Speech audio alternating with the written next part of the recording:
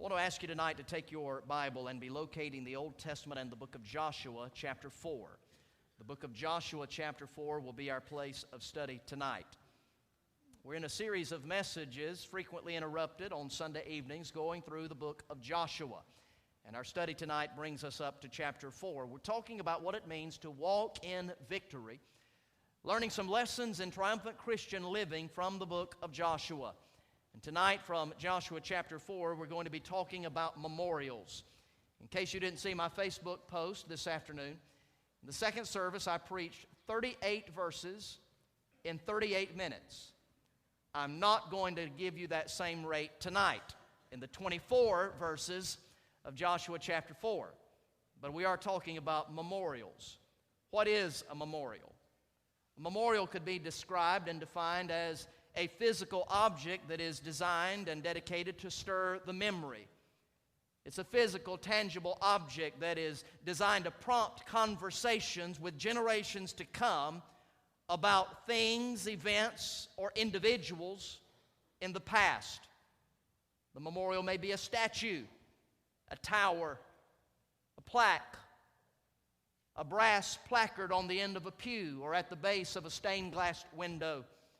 But it is some physical object designed to prompt our memories lest we forget some important person, thing, or event. And in Joshua chapter 4, Israel is just about finished crossing the Jordan. And God gives some very specific and instructive words.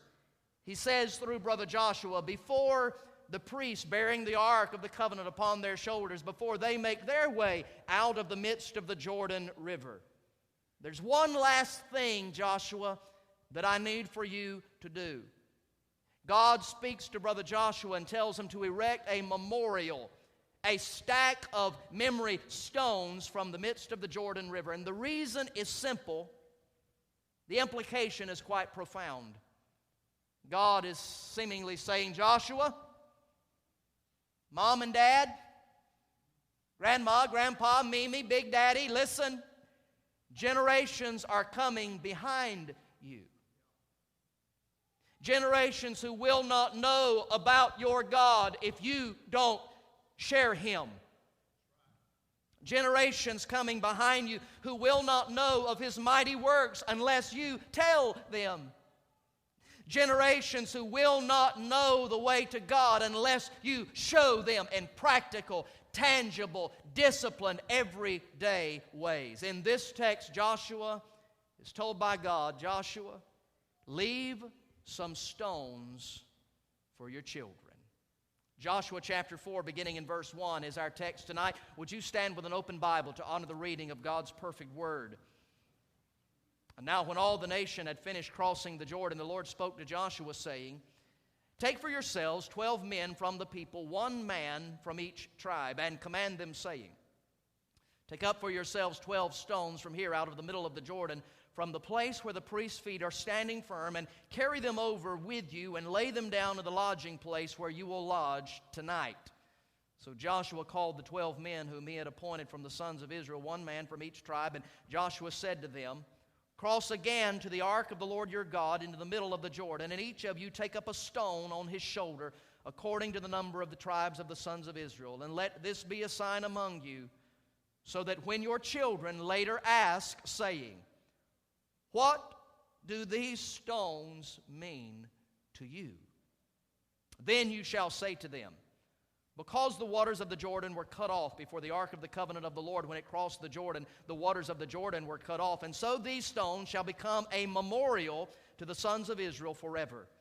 And thus the sons of Israel did as Joshua commanded, and took up 12 stones from the middle of the Jordan, just as the Lord spoke to Joshua, according to the number of the tribes of the son of Israel. And they carried them over with them to the lodging place, and put them down there.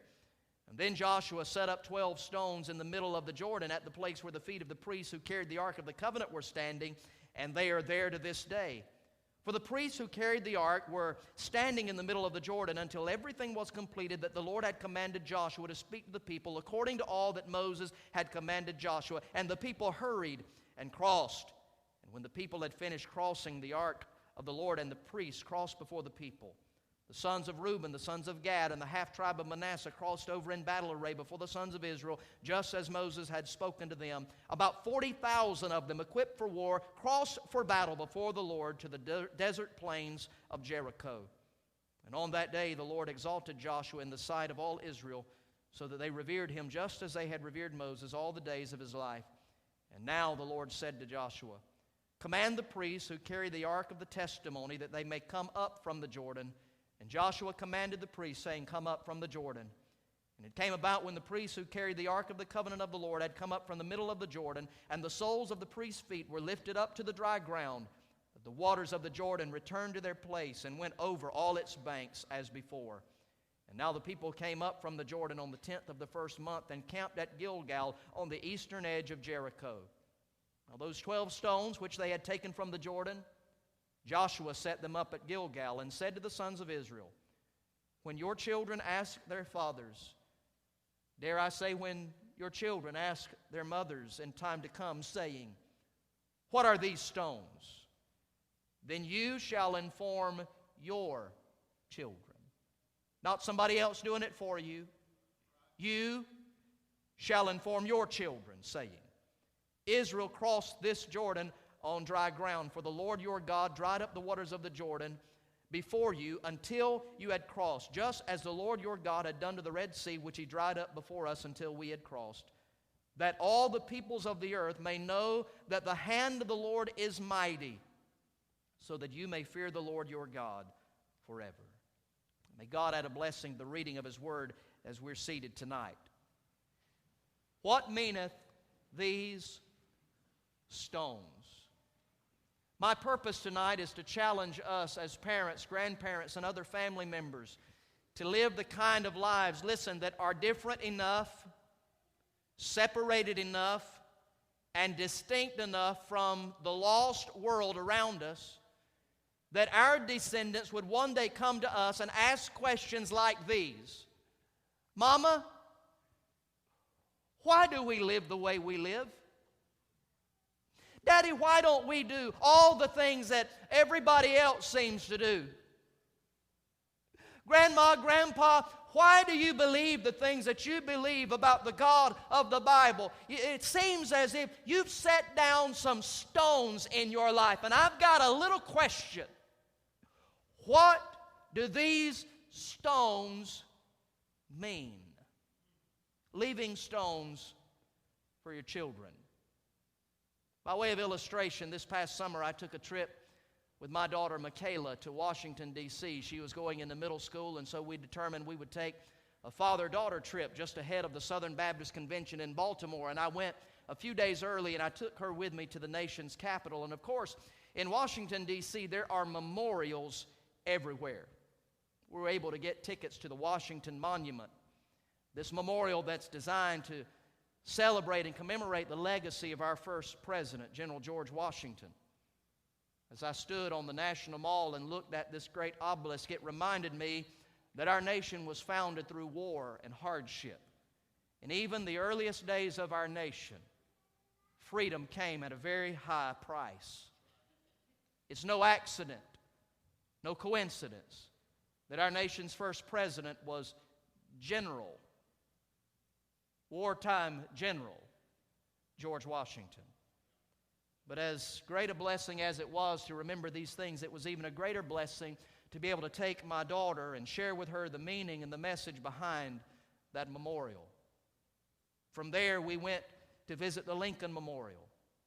The walls were lined with his famous speeches, including his prayer that the American blood that was shed in places like Gettysburg and Shiloh and Antietam would not have been shed in vain, but that government of the people and by the people and for the people would never perish from the earth. As great a blessing as it was to be reminded of these things, it was even a greater blessing to have my daughter there with me. And we talked there in the shadow of the Lincoln Memorial about the Civil War and this nation's dark history of slavery and hatred and the courage of a president to simply do what was right. We talked about how at the time people hated him so much that his life was shortened by an assassin's bullet. And I reminded her in the shadow of that great memorial that we are called by God to simply do what's right and let history and culture and mankind say what they will say. We went from there to the Vietnam Memorial, which seemed to me to be one of the most sacred places on earth. If you've been there, you know there's the Black Wall, the names, the etchings, tens of thousands of names and descendants and survivors there making chalk etchings. And though somber beyond words, it was a blessing for me to be there at that memorial. A blessing magnified once again by the fact that I had one of my children there with me. We talked about Presidents Kennedy, Johnson, Nixon. We talked about how the war symbolized there by this memorial was a very unpopular war at the time. And the Black Wall, however, is a stark reminder that America's greatest export has always been freedom. And that the world today would be a much darker, drearier place but for the shedding of blood and the spending of lives typified by that memorial. That particular day ended as we went to the pools of the World War II memorial. This place was almost surreal for me. The son of a baby boomer, my dad's father fought in this Second Great World War. And like many of your parents and grandparents, he didn't want to go in his flesh. He had no desire to go to war. But when the bombs fell on Pearl Harbor and the voice of his president came booming over the radio describing a call to war and a date that would live in infamy, he, Army Private First Class Hollis Stone, responded by God's grace and returned safely. My stroll down memory lane that day was intensified once again by my daughter's presence. We spent some time that day talking about men like Hitler and Mussolini and the evil of the Axis powers, but I spent most of the time talking to her about her great-grandfather. So I took this picture of her beneath one of the great columns dedicated to the sacrifice and service of the folks from the state of Georgia who fought in World War II. And as we walked around and she stared into that memorial, one place had an inscription that said, "Here we mark the price of freedom." 4,000 gold stars, each representing 100 people, members of the U.S. military who gave their lives in World War II. And I whispered a prayer of gratitude that my grandfather was not represented by one of those stars, and a prayer of gratitude that somebody in generations past had enough foresight to think about the nation's capital and National Mall and to know that generations would come that would not know about these great sacrifices unless some concrete was poured and some rebar placed and some etchings made and some granite prepared. You see, without memorials, we have a tendency to forget. So tonight I want to talk to you about building a memorial. To do as Israel did under Joshua's great leadership. And tonight, in our remaining moments, I want to quickly and briefly challenge you to leave 3 memorial stones behind. Stones of faith for our children and our grandchildren, lest our children forget, or perhaps worse yet, lest they never know in the first place about the goodness and the greatness and the glory of our God. God told Joshua, "Joshua, the headwaters of the Jordan River are stalled up. The Jordan River bed is dry ground. All of Israel has crossed, and the priests are still out there in the middle of the Jordan with the ark upon their shoulders. Now, before you bring them out of that dry riverbed and the waters begin to flow again, I want you to get a representative from each of the 12 tribes of Israel, send them back down into that dry riverbed, tell each of them to get one big stone, come up to the banks of the Jordan River. Ultimately, we will take this stack of stones to Gilgal, and we will pile these 12 stones as an everlasting memorial, because one day your children are going to come and say, what do these stones mean? And in a very similar way, there are 3 stones I believe we need to put down in our lives and in our families. First of all, I want to encourage you tonight to join me in putting down some stones to remind your children to live like a spiritual people. This speaks of our pursuits. When Israel crossed the Jordan, they were leaving the past behind, the sins of the wilderness wandering, the living and the stumbling around under the just chastisement of God. Their priorities were going to be radically different. And tonight I want to admonish you, as God is admonishing me, to teach our children by example and instruction to live like a spiritual people. God has called us out of Egypt, out of bondage, not to wander around as redeemed people in the wilderness, but He called us out that He might bring us in, and we are to live as a spiritual people. This speaks of our pursuits. Their pursuits were radically different from the lost world around them. And I want to give you 3 little words to help you understand better what I'm talking about. These words won't be on the screen, but you can write them down on a slip of paper. At least write them down upon your heart. We need to live as a spiritual people, first in the area of worship. I'm thankful tonight that my parents taught me a love for the house of God. My parents were constantly putting down a memorial stone, a marker to teach me that the assembly of God's people was an important spiritual discipline. I remember on one evening, late on a Saturday night, my family that had a little Southern Gospel group, we were out on the backside of nowhere on a little state road in North Florida, coming back from a late Saturday night gospel sing, and all of a sudden, a major belt inside the engine of our car broke. We sat on the side of that lonely road and finally got home at 4:30 on Saturday night or Sunday morning. For a family getting in late after a frustrating time, my dad had walked through the darkness to the next town to call for help. Young people, that was back before you had a cell phone. Hard as that is to imagine.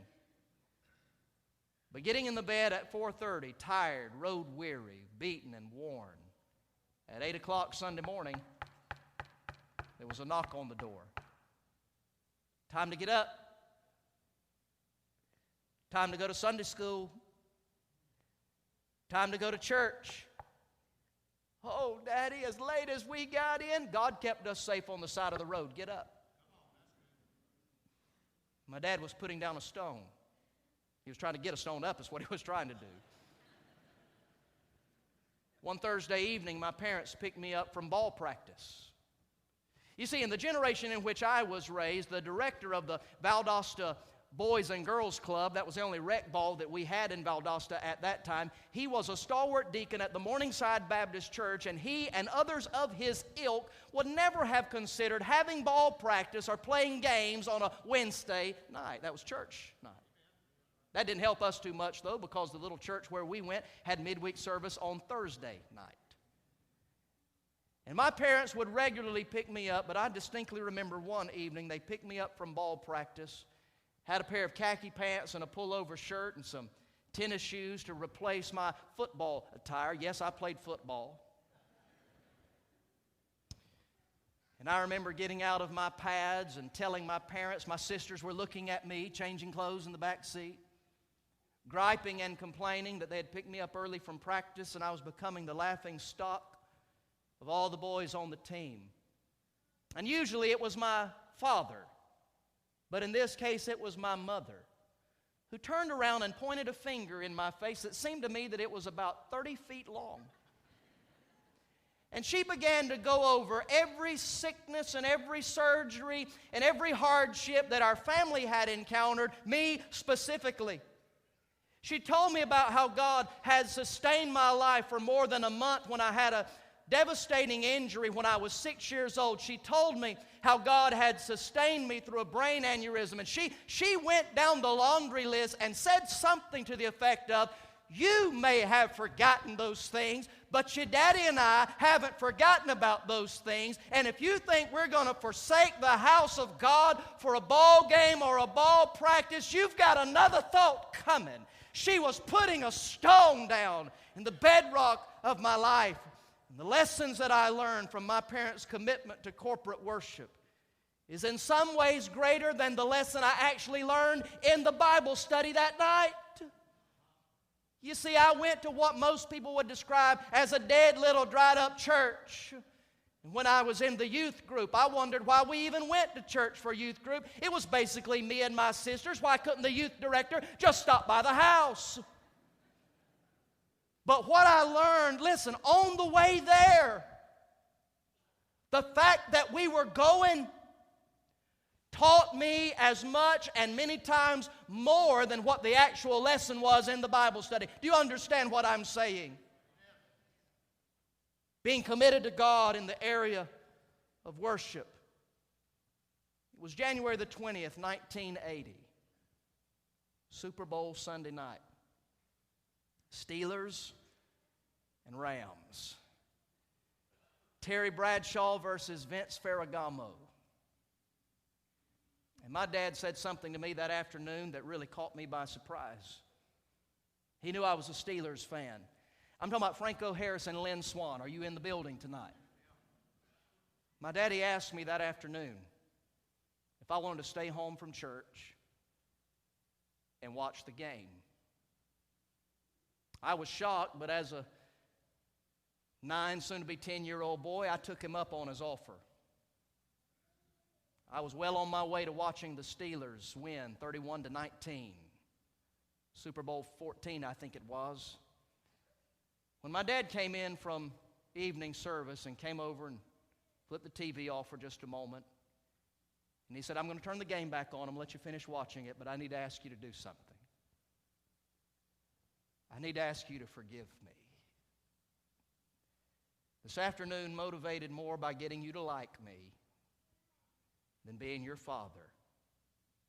I made a terrible mistake. And he promised me that night it would never happen again. And it didn't. The reason I remember that night, soon to be 35 years ago, is because my dad, in broken repentance and parental humility, put down a memorial stone about the worship of God. He said, we're going to live like a spiritual people in the area of worship, but also in the area of work. The church I attended for most of my younger life would have 25 or 30 people on Easter Sunday. But I want you to lean in real close and listen to the preacher tonight. My mother and father did not have the consumer mentality that is poisoning the generation behind us. Some of you might say, we went every time the doors were open. I've said this before. You think I'm kidding? I'm not kidding. We not only went every time the doors were open, my daddy had a key, and we went sometime when the doors weren't open. He opened the door, and we went in just to say that we had gone. We were raised in the kind of church many of you are familiar with. We took our turns with the 2 or 3 other active younger families to mow the grass. Can you see the bulletin board in the foyer? Whose turn to mow the grass first weekend of the month? And I would go with my father to mow the grass and use the vacuum cleaner and scrub the toilets and make sure there was tissue in the bathrooms. And every time we went, did I appreciate it at the time? Are you kidding me? Of course not. But every time we went, my dad was going down in the riverbed of the Jordan River, and he was bringing back a rock, and he was setting up a memorial. And tonight I want to encourage you that if you're the kind of member, listen now, that shows up, sits down, takes in, and then heads out, you're leaving a memorial marker for your children, but it's not the kind that you're going to be proud of one day. By contrast, if you're a diligent Christian worker, I pray that one day your children will be able to rise up and call you blessed, and they may never stand in a pulpit like I'm standing here tonight, but maybe in a hushed, private conversation or just in silent prayer to God, they will be able to say, God, I want to thank you. My mama and daddy taught me what it meant to work for Jesus, to put down a memorial marker in the area of worship, in the area of work. And then I wrote down this word, in the area of God's wealth. I was raised in a home that believed that everything belonged to the Lord. We were not wealthy people by far. had everything we needed, some of the things we wanted, but we were at best a blue-collar family. But I was raised to give a tithe and an offering to God as an example and a testimony, listen, that everything we had belonged to God.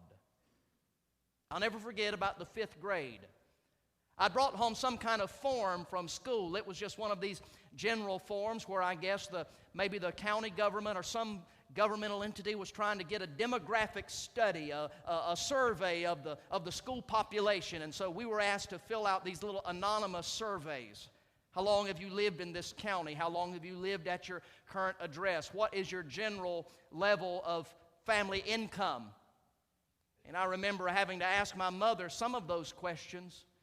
And I surprised her, however, because I had already filled out the general category of our family's income. The reason is, while I was pouring me some cereal a couple of weeks before on a Sunday morning, I saw my father writing a check to our church. Being a bit of a mathematician, even at that age, I figured out what he was giving. I knew that he gave at least a tithe. I multiplied that number out, and I multiplied that in my mind by 52 weeks, and I knew what my father made because he was being committed to God in his wealth. It started in my family with my first job unloading semi-trailers for a wholesale grocery warehouse. It continued with my job at Sears and Roebuck. It followed me well into the ministry. Last week, just this past week, I finally did my 2013 taxes. I know they're due April the 15th, but I filed a 6-month extension. That would carry me through to October the 15th, but because I'm not a procrastinator and didn't want to wait to the last minute, I did them on the night of the 14th.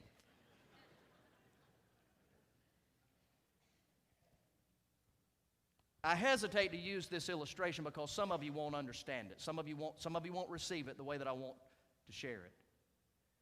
But as Andrea and I filled out our taxes and looked at how the Lord has blessed us in various ways, and how God has given both of us the spiritual gift of giving, this thought occurred to me.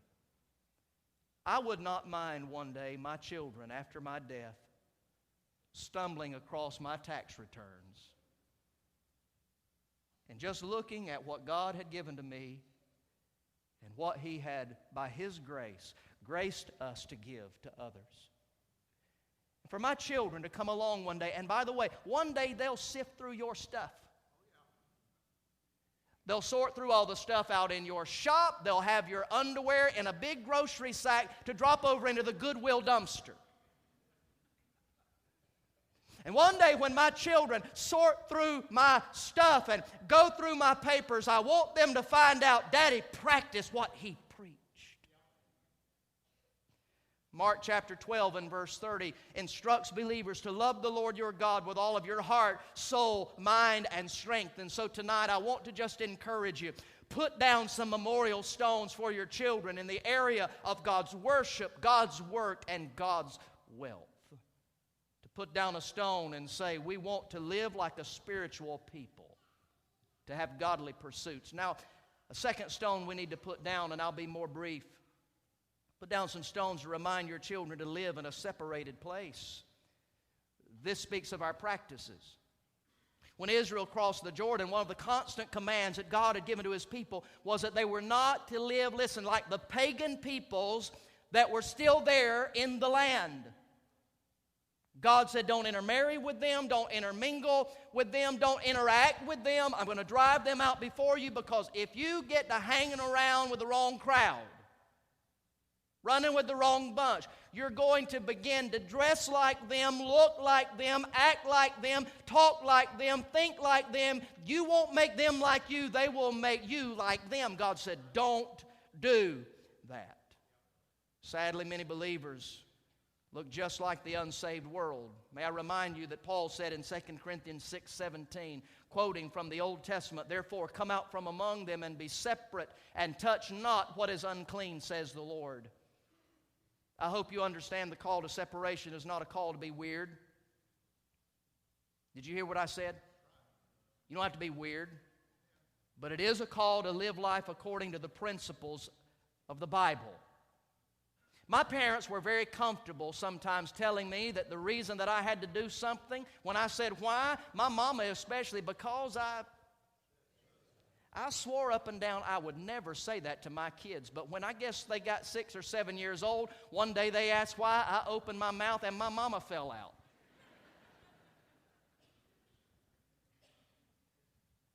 That may not be the most exhaustive reason to give our children. I'm saying there may be a more detailed, perhaps times a better reason, but how many of you know that's not a bad reason either?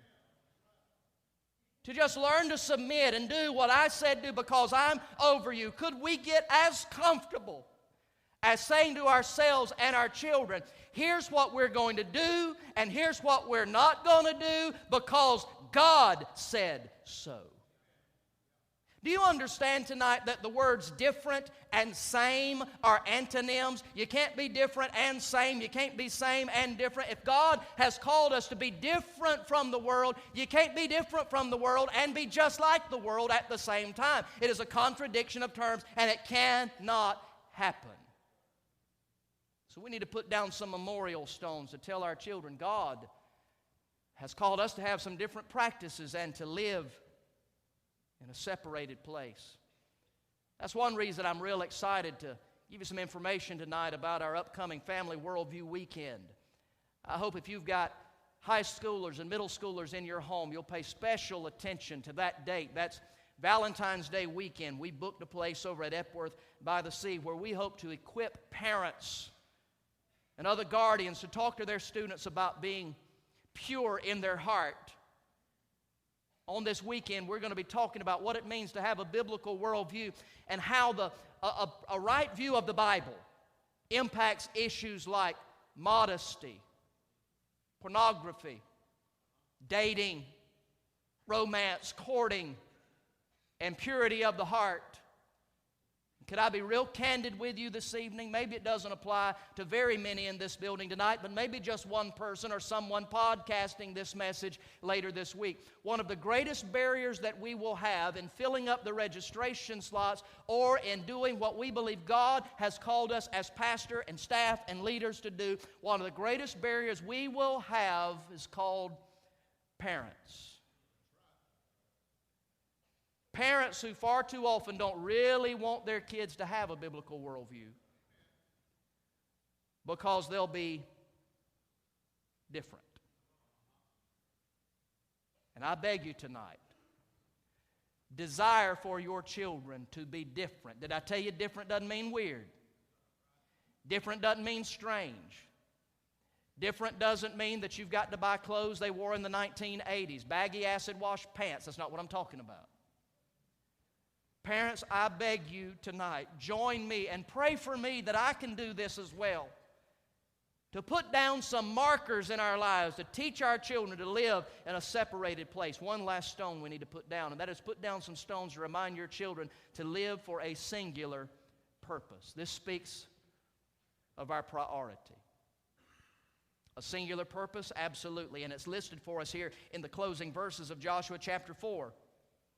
When your children come and ask, what are these stones? Verse 22, Israel crossed this Jordan on dry ground.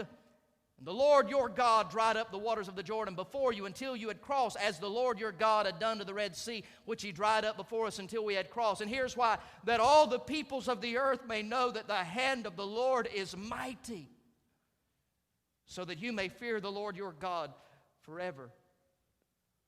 Why should we teach our children to live with a singular purpose and prioritize the things of God? It's so that they and everyone they encounter will know that the hand of our God is mighty. That there is no God like Him and no God beside Him. What is that singular purpose? I propose tonight it's the glory of God. One great Christian catechism asks and answers this question: what is the chief end and purpose of man? It is to glorify God and enjoy Him forever. Bringing my children home from the hospital. With each of our 4 children, the first night they spent in our home, I prayed over their baby bed with their mother by my side. I prayed a simple little prayer like this: God, If you want to raise them up to live right here in Blackshear, build a house on some of the vacant property we've got back behind my shop, and raise my children, raise my grandchildren so that they'll beat a path from their door, front door to my back door, God, I'll be real happy with that. Any grandparents in the building know what I'm talking about? But God, if upon their 18th birthday you call them to be a missionary to some dark, unreached people group on the other side of the world, and I drive them to Jacksonville and put them on an airplane with no assurance that I will ever see their face in this life again, I'm not going to lie to you, God, my flesh isn't going to like that. But God, this child belongs to you. One of the greatest ways that I can teach them that is to sacrifice my own desires for the service of God. Did you hear what I just said? One of the greatest ways that I can ensure that the day will come that they're willing to lay aside popularity and fame and increase according to the standards of the world is if they would at least occasionally see their daddy doing it. The week after our fall revival, one of my children, we were sitting at Sunday lunch, and one of the kids said, "Hey, where's Brother Rick preaching this week?" Referencing our evangelist, Brother Rick Coram, that had just preached the revival. "Where's Brother Rick preaching this week?" I said, "I believe he's out in Mississippi." "Daddy, have you ever preached in Mississippi?" I said, "Well, I've preached in Mississippi a time or two." "Daddy, would we ever move to Mississippi?" "Honey, I hadn't lost one thing in Mississippi." "Well, Daddy, if God told you to go to Mississippi, we'd go, wouldn't we?"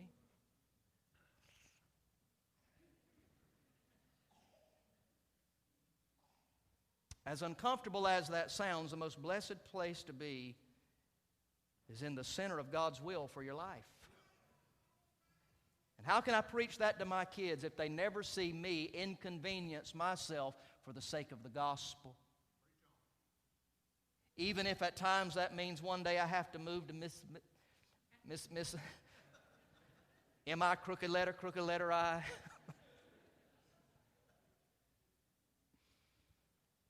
One day your children will examine your life.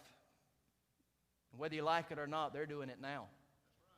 Scrutinizing with a fine-tooth comb. A songwriter thought about this truth, penned these words. Sit very still and listen carefully. Listen. After all our hopes and dreams have come and gone, and our children sift through all we've left behind, may the truths that they discover and the memories they uncover become the light that leads them to the road we each must find. Choir, do you remember the chorus? "Oh, may all who come behind us find us faithful. May the fire of our devotion light their way. And may the footprints that we leave lead them to believe. And may the lives that we live inspire them to obey. Oh, may all, could you bear with this, preacher?